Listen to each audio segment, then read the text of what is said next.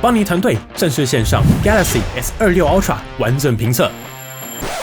我的天，我们一下飞机就看到阿泽在催更啊！但没关系，将来邦尼他们会以试售机版本加上各种数据测试来做超详细的 S26 Ultra 评测，各位可以期待一下。对，我现在就是在施加工作压力给他们。Why? 现在在我手上的不是 PVT， 不是 Golden Sample， 更不是媒体机，而是各位久等的三星年度旗舰 Galaxy S26 Ultra 的正式试售版啦！不知道你有没有注意到，本频道几乎没有开过开箱的画面，因为常常要讲的重点已经太多，我都会直接省略。但在这个敏感的时刻，就让我们一起来撕个封条吧。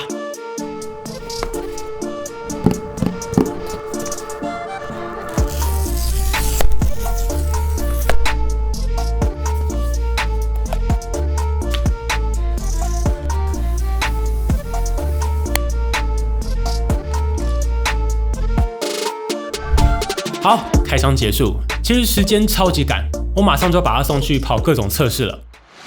嗨，欢迎回来，我是驴子。依照惯例，今天的这集节目我们会完全 focus 在 S26 Ultra 的详细实测，以及跟各家旗舰的对比评测上面。而关于基础的规格以及功能介绍，我们都已经在 S26 Ultra 的抢先上手这期节目说过了，稍后记得前往搭配观看，本集不再赘述。聊回来，三星这一代我们说过，硬体小改。但 S26 Ultra 本身绝对不是小改，所以在仔细评测之后，邦尼团队还是帮他整理了7个必看重点。首先，我们会从这块很多人说是黑科技的全新萤幕开始，详测色域、色准以及防窥设计对萤幕显示效果的影响究竟有多大。再看到台积电3纳米打造的8 Elite Gen 5 for Galaxy 在效能、功耗和散热的实际表现上究竟如何。再讲到看似不变，但实际表现依旧不错的续航实测，以及终于提升到60瓦的快速充电，真的有变快吗？最后聊回超级少人提到，三星这颗新的5倍长焦镜头其实是全新的镜头模组。三星把先前技术展示的 ALOP 长焦镜组设计，无预警的用在 S26 Ultra 的5倍长焦镜头上面。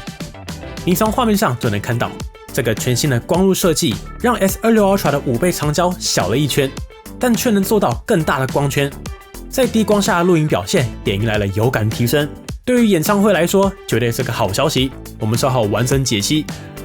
当然，我们还是会快速聊聊再次进化的第3代 Galaxy AI 表现如何。准备好？那我们就开始喽。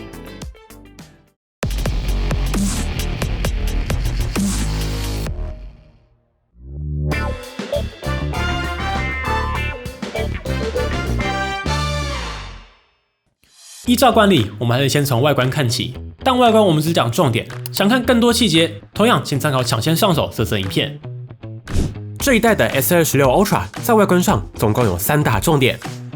第一，这次 S26 Ultra 沿用，但是依旧独占了康宁最新一代的大猩猩 Armor 2抗反射陶瓷玻璃。除了拥有陶瓷玻璃基材更好的抗刮效能之外，更可以通过 2.2 公尺以上的混凝土地面跌落测试。第二个重点，在我们上手节目就有提到 ，S26 Ultra 的抗反射效果跟 S25 Ultra 其实差不多，只是抗反射的角度有些不同，但整体还是会比市面上的一般玻璃萤幕来得更优，并且也不会有 S24 Ultra 当年的抗反射涂层出现抹布感的问题，基本与 S25 Ultra 表现相近。不管是面对天花板 LED 灯，或是户外看萤幕的清晰程度都有明显帮助，但还是要留意。贴上保护贴就会让抗反射效果消失，或是你可以选择这种有 AR 抗反射涂层的保护贴搭配使用。最后一个重点，这次三星在 S26 全系列都换上了近似 Fold 系列的相机岛设计，不过 S26 Ultra 的相机岛采用的是透明微晶体工艺，整体看起来会更加精致。中框则同样采用平直设计，但是4边变得更加圆润了，让 S26 全系列的家族设计更加统一。那还有一个小改变是，这代的 S26 Ultra 从钛合金边框改成了新一代的轻量化 Armor 铝合金材料。那铝合金的其中一个特性就是可以更容易的透过阳极氧化做到鲜艳的上色处理，所以你看，这代 S26 Ultra 的边框颜色也更加缤纷了。话说，我们这次等正式版的另一个好处就是测试机都是只有紫色可以借，其实紫色也不错啦，在光线下是带点高光金属感的深紫色。但我这次的第一名会给蓝色，算是很清晰耐看的选择。这个颜色其实很适合商城限定，但这次居然一般版就能买到，很舒服。除此之外 ，S26 Ultra 变得更轻也更薄了，从 S23 Ultra 的233克、S24 Ultra 的232克到 S25 Ultra 的218克。再次降到 S26 Ultra 的214克，厚度也从 8.9 降到 8.6， 降到 8.2， 再降到史上最薄 Ultra 的 7.9 mm。以历代来说，的确是有感轻薄。但说真的，身为 Ultra， 我完全不排斥这个轻薄，好像可以用来提升一点点电力。除此之外，因为萤幕是全平面设计，所以这代的保护贴一样很好贴，只要选择支援指纹辨识的超薄玻璃贴就完全 OK。我同样在某宝上随便买3款20-30块台币的保护贴都能成功解锁，所以只要不要乱买都没有太大问题。此外 ，S26 Ultra 同样采用线性马达，在震动回馈上清脆利落，不过预设的震动依旧比较小，可以在系统中稍微调大。有趣的是，这代的 S26 Ultra 同样内建了 S Pen， 但有一个不同，2个相同。不同的是，这代因为边角的弧度加大 ，S Pen 也改成了圆弧收边的设计，有分方向，不能乱插。话说，这代 S26 Ultra 的 S Pen 味道，感觉比 S25 Ultra 变淡很多，但可惜是同样不支援蓝牙。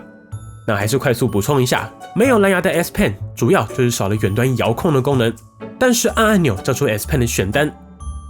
或是悬浮感应这些功能，三星采用的 EMR 技术本来就能做到，所以同样能用，并不影响。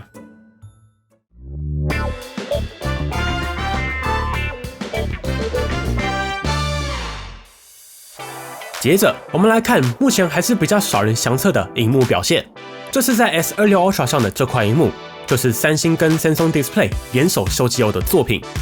规格上同样采用了一块 2K QHD Plus 120Hz 的 Dynamic AMOLED 2XO 极限全萤幕，并且同样支援 LTPO， 可以做到最低1Hz 到最高120Hz 的都能更顺利调节，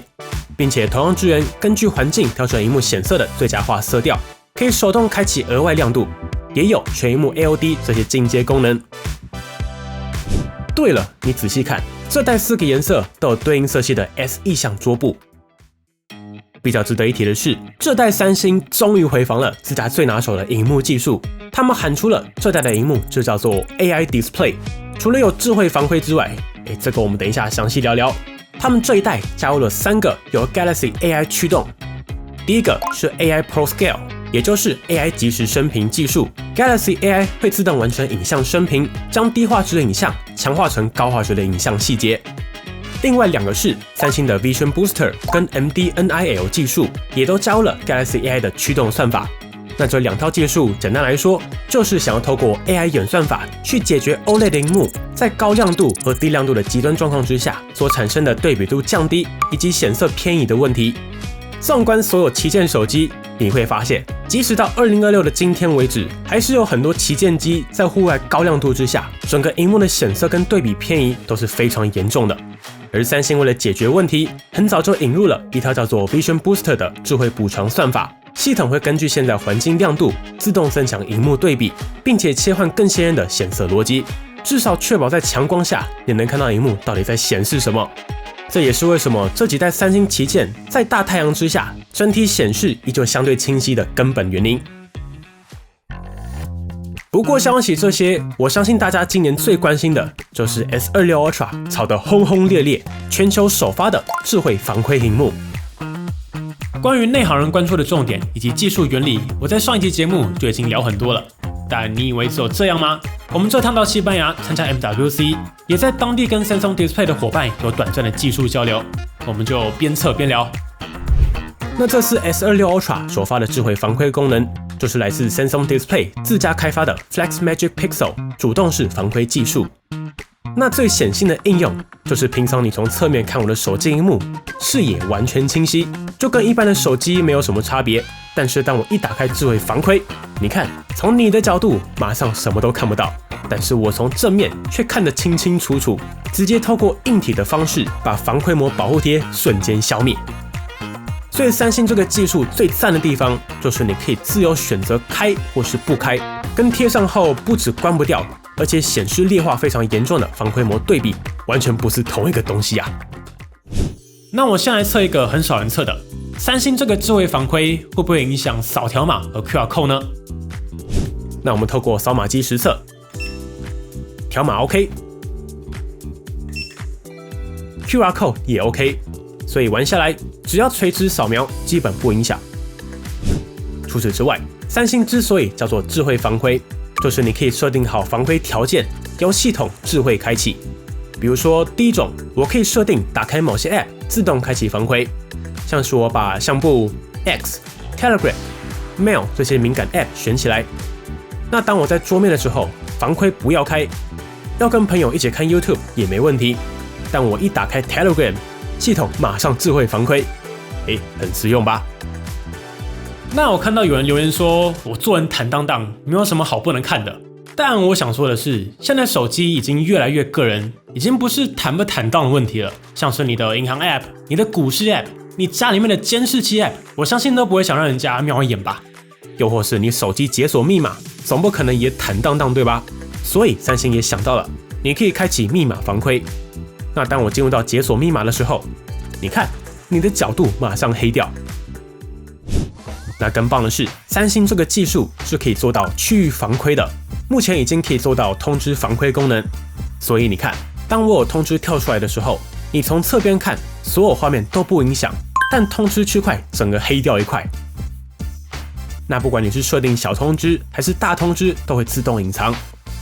那我可以多分享的是，我们在 Samsung Display 的 MWC 现场还看到了他们展示更多玩法，除了有通知的地方可以智慧防窥，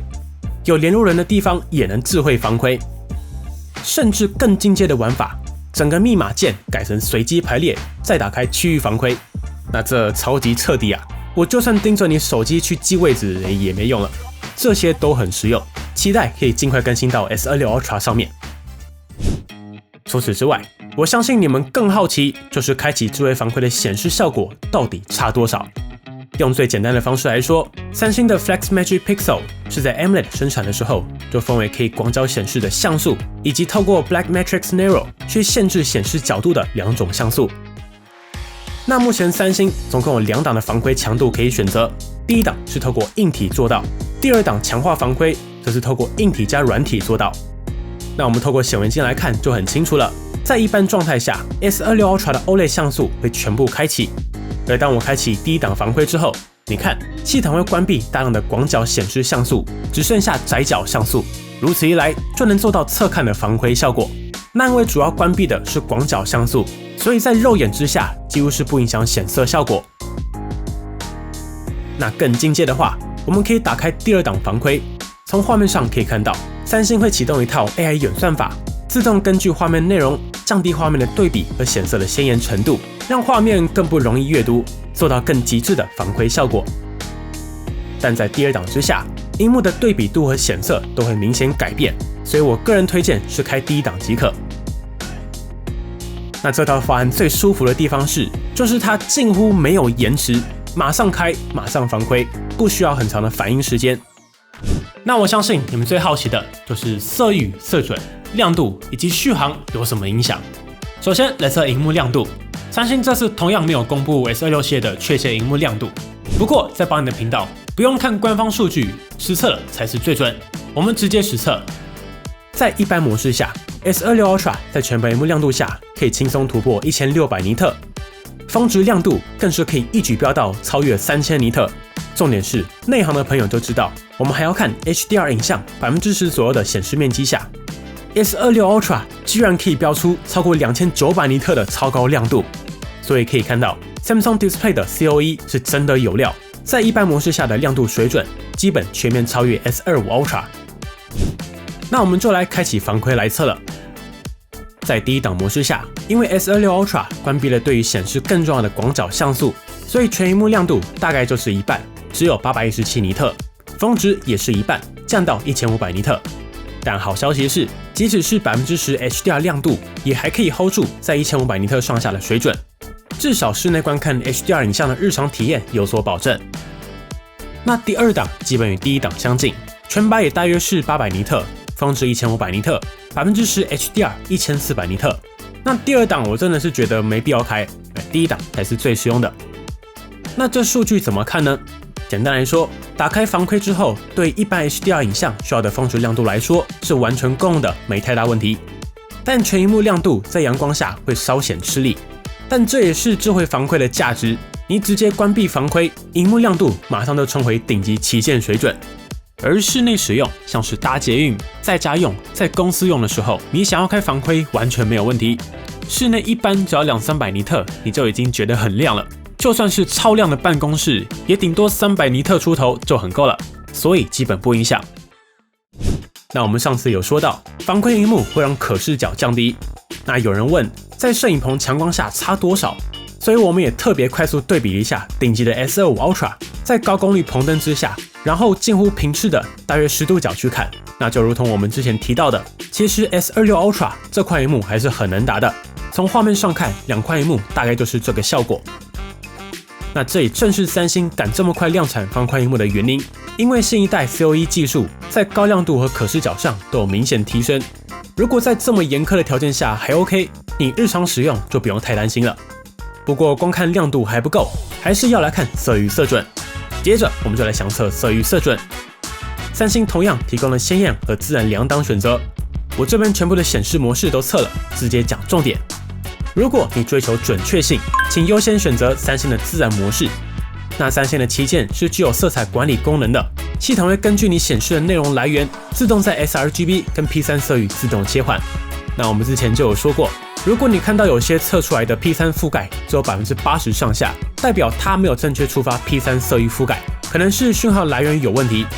而鲜艳模式，你可以想象，它就是以 sRGB 为基础，给出更鲜艳的 sRGB。P3 就是以 P3 为基础，给出更鲜艳的 P3。所以鲜艳模式之下，无论如何绝对是不准确的。那经过我们实测，在 sRGB 之下 ，S26 Ultra 可以达到 97.5% 的 sRGB 色域覆盖，成功做到色域限缩，并且色准非常猛。这时候的 CCT 落在接近 6500K，CCT Delta E 只有 0.58， 这个数字小于2就是够准，小于1非常顶，而 0.58 就是顶级中的顶级表现。重点是不止 CCT 准 ，sRGB 的平均色彩 Delta E 更是达到 1.13 的顶级表现，最大 Delta E 甚至只有 1.85， 非常神准的一块顶级萤幕。那如果开启防窥呢？非常有趣的是，在开启第一档防窥之下 ，S26 Ultra 依旧可以达到 98% 的 sRGB 色域覆盖，并且色准依旧非常猛 ，CCT Delta E 只有 0.28， 甚至比不开还更准了。三星应该是有针对防窥模式特别校正，不过在 sRGB 的平均色彩 Delta E 就有所下降，但还是做到依旧很好的 1.85， 最大 Delta E 2.77。不过我们有发现，在防窥模式下，如果你把亮度开到很高，这时候剩下的子像素就会进入到高亮模式，这块萤幕的显色就会开始偏移，但 CCT 依旧精准。那第二档我说过了，肉眼上看整个显示效果都变了，那我就不浪费时间去测，没意义。而在 P3 之下，经过我们实测 ，S26 Ultra 可以达到 97.34% 的 P3 色域覆盖 ，CCT Delta E 同样是达到顶级的 0.45 超准表现，并且在开启第一档防窥之下 ，S26 Ultra 同样更好了，做到 99.6% 的 P3 色域覆盖，并且色准依旧非常猛 ，CCT Delta E 只有 0.12。不过因为系统限制，目前并无法实测 P3 的色彩 Delta E， 所以可以验证，在不开之下，这依旧是目前市场上也能找到最顶级的萤幕之选。如果要开防窥的话，第一档就是 S26 Ultra 的最佳解，基本上就是亮度降低，但是色域覆盖和色准依旧是顶级表现。但是如果你把亮度继续往上拉，那子像素依旧会撑不住，显色会有明显偏离。对了，我有看到有人在问 S26 Ultra 的 PWM 是多少？那我们之前就有说过，可以测出这个数据的仪器都不便宜，但就是这么凑巧，这种不便宜的仪器，我们刚好就有，所以还请大家多多订阅，帮你按下订阅按钮支持了，订阅完全免费，但这对我们来说真的很重要。当然，也欢迎透过加入频道会员或是 YouTube 的超级感谢按钮，赞助我们完成更多有参考价值的实测节目。好，上结果。经过我们实测 ，S26 Ultra 这块萤幕没有任何惊喜，还是480Hz 的 PWM。那在开启防窥之后呢，还是480Hz，所以是没有差异的。但我这边还是要提醒，对 PWM 敏感的朋友，还是要自己去体验最准。此外，这代同样支援刚才介绍过的 Vision Booster， 会自动在低亮度下智慧调整萤幕显示效果，降低画面对眼睛刺激的问题。不过，虽然在色域色准上都还不错，但目前测下来，你仔细看的话，萤幕显示的细腻度还是会有略微下降的状况。毕竟是物理做到像素风格，所以像素排列还是会受到影响。但一个很有趣的观察是，你看我们的竞拍画面，三星为了做到智慧防窥萤幕，其实在软体上也是煞费苦心。还记得刚才提到的 AI Pro Scale 吗？我们测下来，这套新的演算法其实做了超多事情。首先是三星为了让清晰度获得保证，并且尽可能对应子像素，三星应该是引入了一套针对防窥萤幕最佳化的排列算法，并且具有强烈对比效果。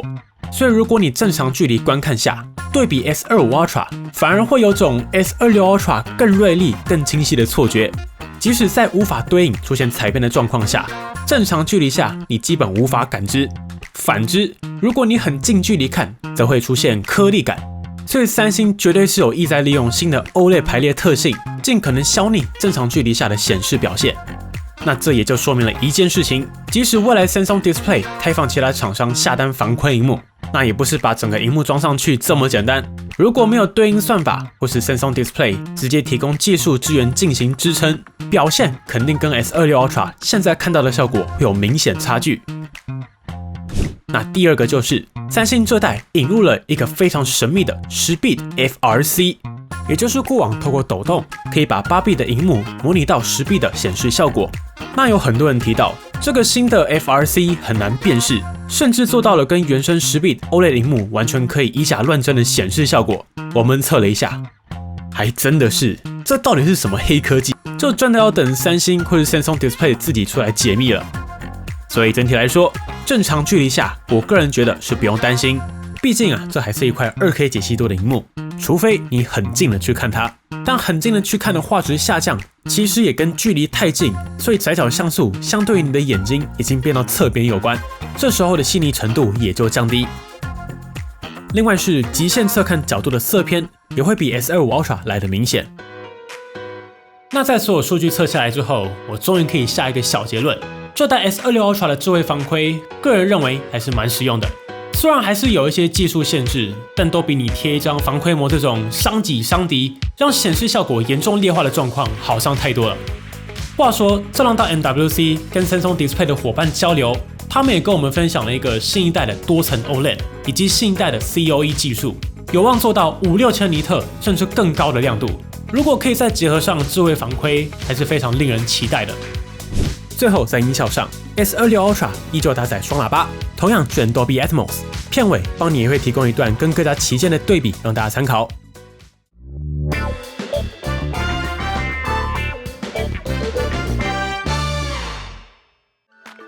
接着，我们来看大家关心的效能测试。我们手上的 S26 Ultra 搭载的是高通专门为三星定制的新一代 Snapdragon 8 Elite Gen 5 for Galaxy， 采用台积电3奈米制程，搭配 LPDDR5X 12GB 的高速记忆体。比较值得一提的是，三星竟能在 S26 Ultra 的散热上再次提升，除了是三星自家史上最大 VC 之外，也换上了效率更好的 VC 用料，甚至游戏加速器也迎来了新版的 UI 设计。接着，我们就进入到效能测试。跑分我快速讲过去，因为真正的重点还是实战。S26 Ultra 采用的 8 Elite Gen 5在 CPU 单核上，相较起 S25 Ultra 提升了将近 18%，CPU 多核的提升也来到 14%， 可以稳定破万。这代 8 Elite Gen 5虽然不是大改，但是 CPU 效能依旧相当强劲，尤其单核的峰值效能对日常的流畅体验也有帮助。那如果你是隔代换机的朋友，对比先前的 S24 Ultra、23 Ultra， 则分别达到了 1.62 倍以及 1.83 倍的效能表现。而看上多核的话，更分别来到了 1.58 以及超越翻倍的 2.12 倍的多核效能。整体来说，这2年的高通旗舰处理器真的是迎来了一波大改款。S24 以前、S23、S22 系列的朋友都会迎来一次有感的效能提升。重点是8 Elite、8 Elite Gen 5的能耗比都很不错，所以也会有感的更加省电。而在 GPU 上 ，S26 Ultra 的 A1 Gen 5依旧非常勇猛，对比 S25 Ultra 提升了15%，比 S24 Ultra 提升了54%，更是直接来到 S23 Ultra 的2倍以上。高通最近的 GPU 真的是完全不用担心啊！整体来说，高通 A1 Gen 5 for Galaxy 的理论效能绝对非常强劲。但我们说过，重点还是实战表现。邦尼团队今年一样，为了降低环境温度对测试结果的影响，我们的所有测试都尽可能将室内温度控制在26度。我们首先来测原神须弥 S26 Ultra 在最高画质连续游玩半小时后，平均帧数落在了非常漂亮的59.9帧，完全跑满，非常舒服。那重点是这代明显更稳的，如果单看平均帧数的话，去年的 S25 Ultra 就已经可以来到平均59.5帧 ，S24 Ultra 只有51.9帧。但俗话说，外行看热闹，内行看门道，所以究竟有多稳，我们可以来看 1% low。可以看到 S24 Ultra 的 1% low 只有21.1帧 ，S25 Ultra 看似平均跑满，但 1% low 大概是落在顺跑等级的30.6 FPS， 偶尔还是会有卡顿感。而 S26 Ultra 呢，1% low 已经来到了53.7帧，整体流畅稳定，并且我们实测正反两面也就落在36度上下，毫无压力。看来新的 VC 的确有点东西啊。更猛的是，如果我们看到平均功耗的话 ，S26 Ultra 从 S25 Ultra 的平均 5.35 瓦，进一步降到了只剩 4.39 瓦，也就是在平均帧数差不多 1% low 提升 75.4% 的前提之下，平均功耗还更省电了 18%， 真的猛，没话说。接着来测测崩铁 S26 Ultra 在最高画质连续玩半小时后，同样可以来到接近跑满的 59.2帧。1% low 就相对普通，只有 33.3帧。那我们仔细来看的话，感觉是三星在崩铁的策略有些过于保守。对比 S25 Ultra 平均 59.8帧 ，1% low 38.4帧，甚至 S24 Ultra 平均只有 42.6帧 ，1% low 落在 22.9帧的表现来看 ，S26 Ultra 绝对是比 S24 Ultra 提升太多。但对比 S25 Ultra 看起来就还好。那主要的原因是什么呢？原因就是目前三星在崩铁中实在是太追求省电了。去年 S25 Ultra 的平均 59.8帧是在平均 6.28 瓦之下跑出来的，而 S26 Ultra 的平均 59.2帧呢，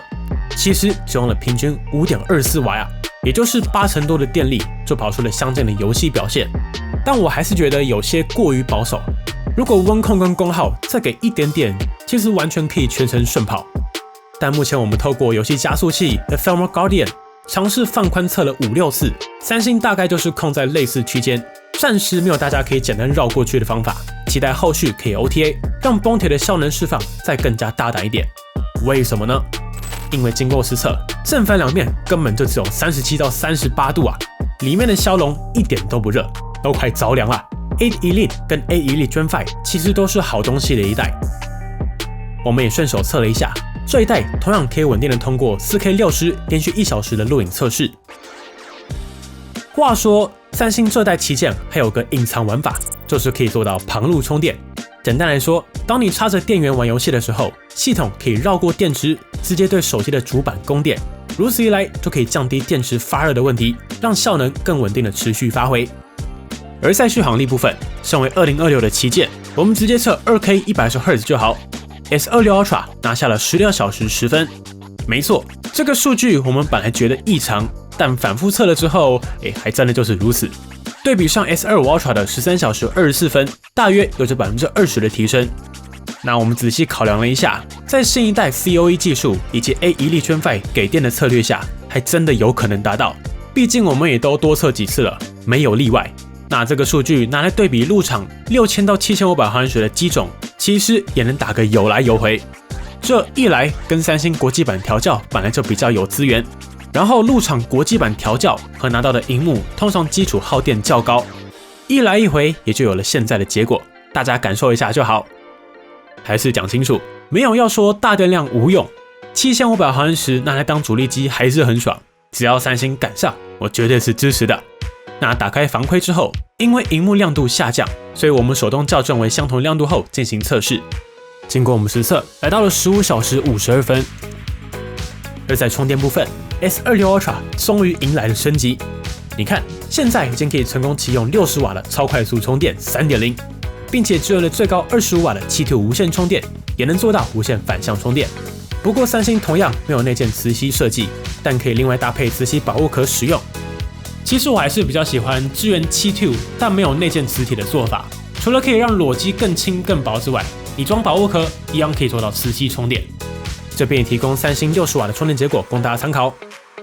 那经过我们实测，速度是比官标更快的，15分钟就可以充满50%，超快；30分钟就可以充满83%，完整充满只要46分钟。那对比上国际厂的 iPhone 17 Pro Max 的1小时27分 ，Pixel 10 Pro XL 的1小时24分，三星只要目前国际厂大约一半多一点的时间就能充满。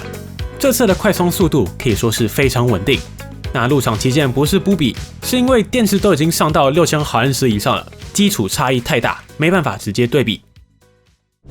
话说，三星为了在现有技术下做60瓦，其实电池的硬体是有改的。三星改良了电池本体的供电设计，从拆解上同样可以看到 S26 Ultra 现在是透过2条独立的电池排线进行连接，这也是为什么在实测当中，三星的峰值快充速度其实蛮稳定的原因之一。生物安全辨识上 ，S26 Ultra 同样采用超声波指纹辨识模组，轻点就能快速解锁。此外，这代同样支援脸部辨识。而在通讯部分，台版同样支援5G 双卡。重点是 S26 全系列除了拥有实体双 SIM 卡槽之外，还终于给了 eSIM 的支援，所以现在你不用选要实体还是 eSIM， 全部都给你。你可以选择2张实体 SIM 卡，或是1张实体 SIM 卡加1张 eSIM， 也可以完全不要实体卡，2张都使用 eSIM， 随你选择。同时 S26 肯定支援 Samsung Wallet 以及最好用没有之一的 Samsung Wallet 悠游卡。此外，三星从 S24 Ultra 开始就提供了7年的安全性更新，以及7年的大版本更新，这点依旧是诚意满满。并且经过我们实测 ，S26 全系列都可以做到6 GHz 频段的 WiFi 7连接。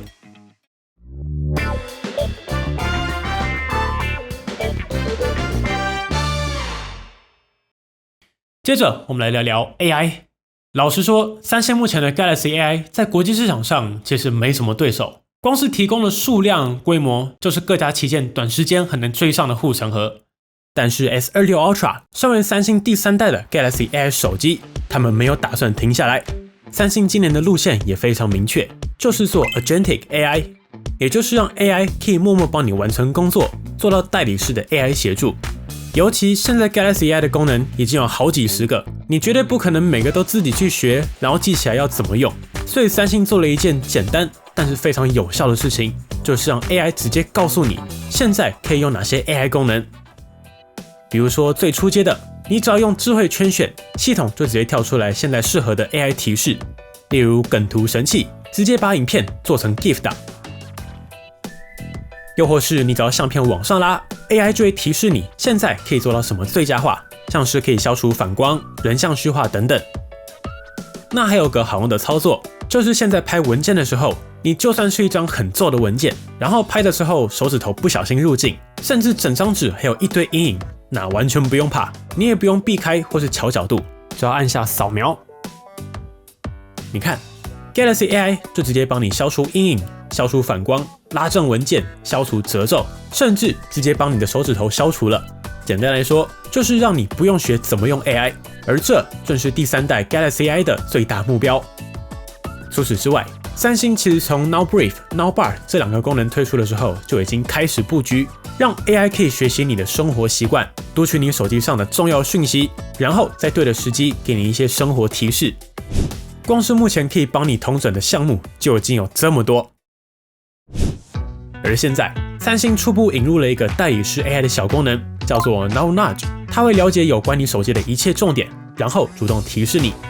比如说 Galaxy AI 会分析你相簿里面的所有照片，然后进行标签和分类。然后当你跟朋友聊天的时候，比如说你朋友跟你说，我想看你家的猫猫，你看 Galaxy AI 就会马上分析，直接跳出照片按钮。那最酷的地方是，你点进去 ，AI 会直接帮你列出所有猫猫的照片，你就可以直接选再去传送。除此之外 ，Galaxy AI 这代还新增了很多功能，像是 Call Screening 进化版 ，AI 可以自动帮你问陌生人来电，你是谁，想要找你做什么，然后自动汇整重点给你。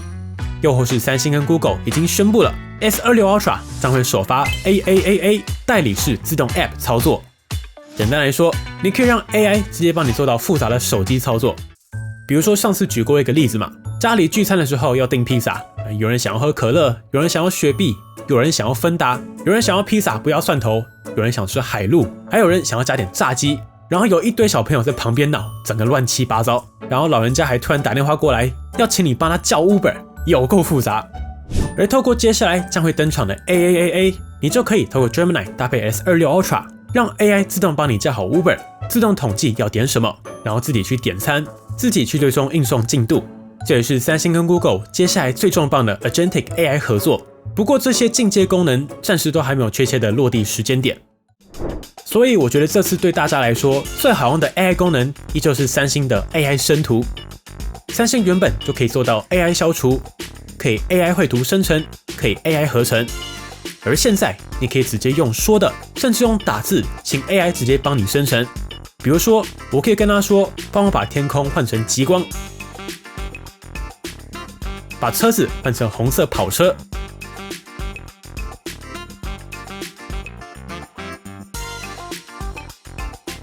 用说的就可以做到 AI 生成，这不是非常容易啊？而且你还可以选择多张图片，比如说我选这张加狗狗，然后说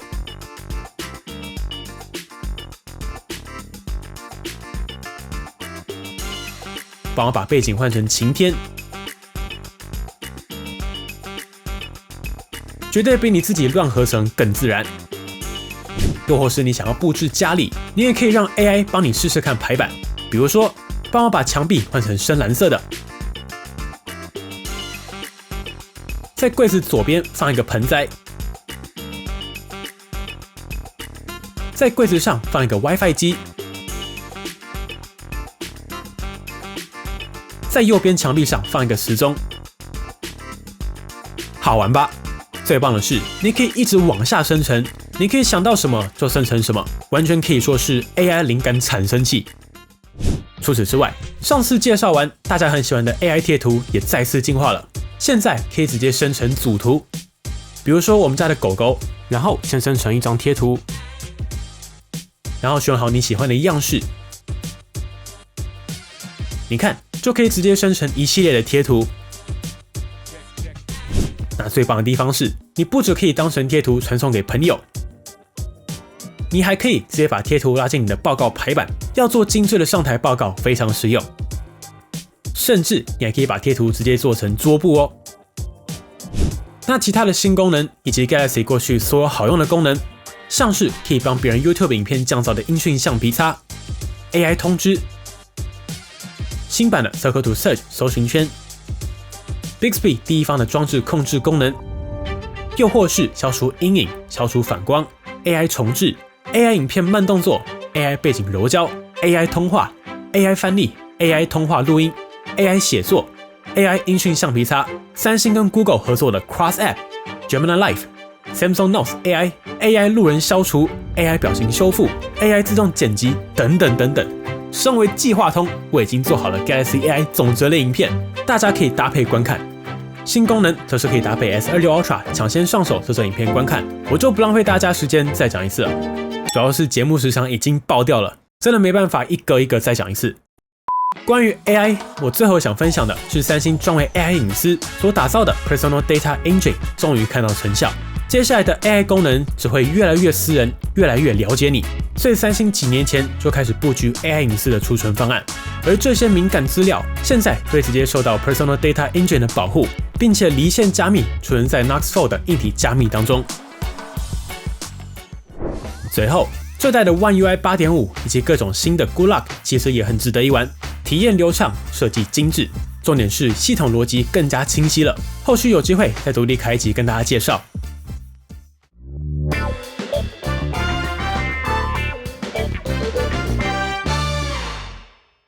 最后的时间，我们来看大家最期待的相机。今年的规格我就不念了，同样是5000万超广角加微距镜头，搭配上2亿主镜头，以及5000万5倍光学长焦镜头，以及三星异常坚持的1000万3倍长焦镜头。那主要的改变就是三星加大了主镜头以及长焦镜头的光圈，主镜头加大到 f1.4 大光圈，进光量提升了47%，所以在低光下的录影表现是有明显提升的。那很少人提到的是，在5倍长焦镜头上，其实不只是加大光圈，让进光量提升37%，三星几乎是从头打造了这颗5倍长焦模组。他们在 S26 Ultra 上采用的是先前三星半导体技术展示的 ALOP 长焦架构量产版。那三星这个新的长焦模组与传统潜望长焦不同的地方是，传统的潜望长焦大多采用冷镜在前、镜片置中，再进入感光元件的光路设计。而三星的 ALOP 则是重新设计的折叠变焦架构，让镜片直接坐在棱镜之前，然后直接进入到感光元件，整体的光学设计可以走得更短。那这在先前都还只是三星的技术展示，但在 S26 Ultra 上，三星居然无预警的采用了新的镜头模组设计，甚至在发表会上也没有展开来多提。虽然还不确定量产品跟 ALOP 概念展示时的设计差多少，只能看看后续有没有人把整个模组拆开了。但可以确定的是，从拆解上就能看到，这次 S26 Ultra 的长焦镜头明显比 S25 Ultra 小上许多。我猜这原本是 S26 系列想用上的轻量化黑科技。那经过我们实测，三星这颗全新的 ALOP 5倍长焦镜头基本上有3个改变。第一个 ，S26 Ultra 的长焦模组不只是变小，三星当时在 ALOP 技术展示时就有提到，全新的折叠架构除了可以加大光圈，做到比以往更高的进光量之外，整个光学设计也可以更加纯净，解决过往潜望常见的杂讯问题。那我们直接上一段录影对比就很清楚了。S26 Ultra 的5倍长焦，在低光下的录影表现明显提升，对于演唱会录影来说，绝对是个好消息。第二个实质上的改变是，因为 ALOP 技术不再是传统的方形潜望长焦架构，所以我直接上样张你就看懂了。S26 Ultra 在低光下，背景的虚化光斑也从过往的潜望长焦的方形变成了更加通俗自然的圆形光斑。但需要留意的是 ，ALOP 技术有个小牺牲，就是最近对焦距离变远了。先前的 S25 Ultra 其实对焦距离并不远，已经可以做到一定程度的长焦微距，而这一代则是变远了许多，但就是有失有得，表现的确更好，但对焦距离也变得更远。而关于3倍换感光元件这件事情，经过我们实测，你看这组，再看这组，其实表现居然是变好了。除此之外，我还是快速带一下这代三星在影像上还有哪些新东西。首先是三星在 S26 Ultra 上首发了高通阵营力推的 APV 专业编码，基本上就是要跟 Apple ProRes 一拼的专业录影格式。除了可以录制最高 8K30 FPS 之外，目前三星也直接提供了 HQ422 以及 LQ422 2种选项可以选择。那除此之外，三星目前最有优势的相机功能还是超级好用的专业录影模式。三星在去年其实就已经加入了10bit HDR 以及 Galaxy Log 的重要更新，不只可以拍 8K， 也可以直接拍 4K 120 FPS 的 Galaxy Log。拍完之后，除了可以在手机上直接还原之外，三星也提供了 Log Profile 让你自由下载使用。而今年他们没有停下脚步，直接加入了超级实用的 Log 拍摄预览功能。当你在拍摄的时候，你可以直接开启 Log 还原的功能。目前大多数的手机在拍摄 Log 的时候，都还是只能预览灰蒙蒙的 Log 画面。而你看 S26 Ultra， 你在拍摄的当下就可以直接选好你想要的还原 Log， 边拍就可以大概抓一下画面感。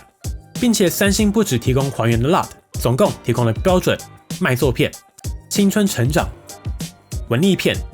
惊悚，总共5档 Log 可以选。这个有在拍片的一定知道，非常实用。那包括先前介绍过的各种好用功能，像是峰值对焦、直方图、滑顺变焦感等等，全部都还在。而在拍照上，三星这次主要就是更新了透过 Galaxy AI 驱动的 Pro Visual Engine。S26 Ultra 将会透过 Galaxy AI 驱动的演算法，做到即时语义分割，针对画面上所有的物件独立运算。那去年介绍过的 Special Temporal Filter 物件分离系统、Export RAW 等等，今年也都还在。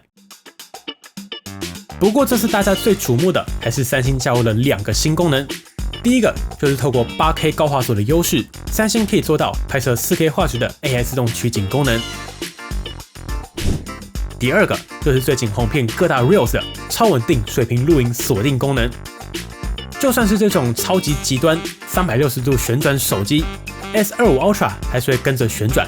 而现在人物会死死的水平锁定，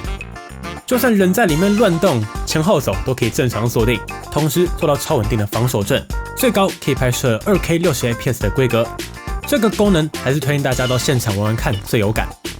好，重点讲完，我们也不废话，接着进入到大量的样张实测环节。然后这期节目我们会直接分成国际组和入场组进行对比。国际组会拿出 Pixel 10 Pro XL、iPhone 17 Pro Max 以及上一代 S25 Ultra 进行对比，再把 Find X9 Pro、X300 Pro 这些热门旗舰拿出来同台竞技。但可惜的是17 Ultra 我手上还没有，之后有机会再说了。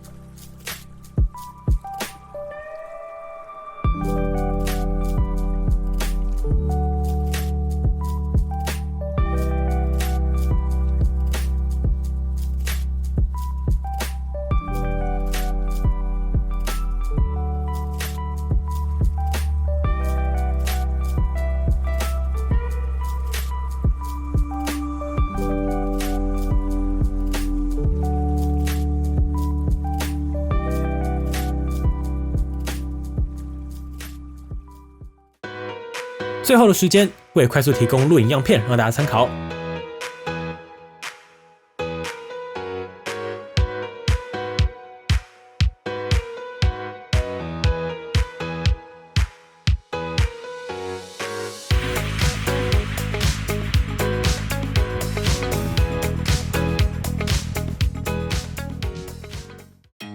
最后不免俗的，还是要来选购建议。那我的良心建议非常简单 ，S25 Ultra 用户其实完全可以继续战。那在更之前的用户，主要就是防窥有感，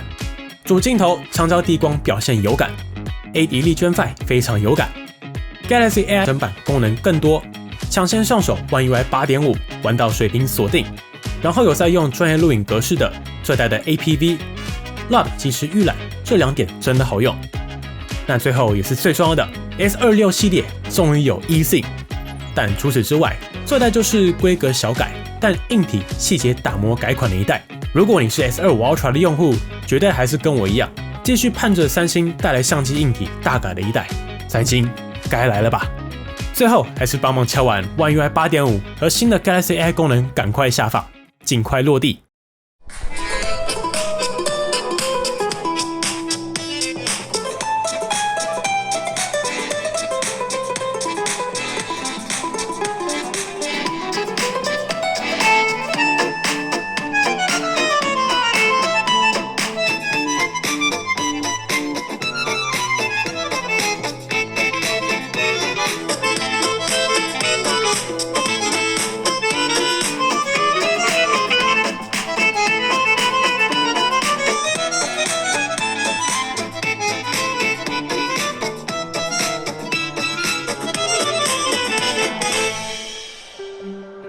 好啦，本期节目就先到这里。这集我们在有限时间内尽可能带来最多实测，希望大家还看得开心。如果还有任何问题，或是帮你团队没有测到的，欢迎底下留言一起讨论。最后，节目最后不易，还请大家多多支持了，也欢迎透过加入频道会员或是 YouTube 的超级感谢按钮，赞助我们完成更多有参考价值的实测节目。我是驴子，